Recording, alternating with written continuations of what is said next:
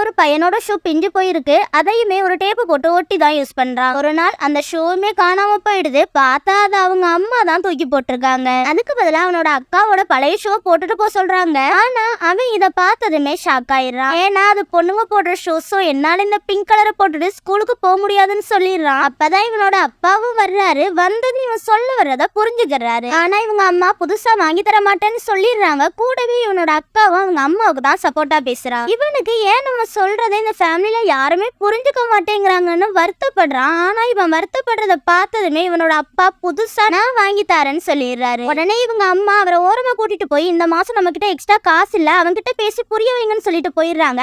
பார்த்தா இப்ப அவங்க அப்பாவும் வந்து இவனை அட்ஜஸ்ட் பண்ணிக்க சொல்லி சமாதானப்படுத்திட்டு போயிடுறாரு. இந்த பையனுக்கு இவங்க ஃபேமிலியோட கஷ்டம் புரிஞ்சாலுமே பிங்க் கலர்ல போட்டுட்டு போக பிடிக்காம ஒரு மார்கரை வச்சு கலர் அடிச்சுக்கிறான். ஆனா அந்த ஷூவை போட்டுட்டு ஸ்கூலுக்கு வந்ததும் இவன் நினைச்ச மாதிரியே கூட படிக்கிற பசங்க அந்த ஷூவை பார்த்து கிண்டல் பண்றாங்க.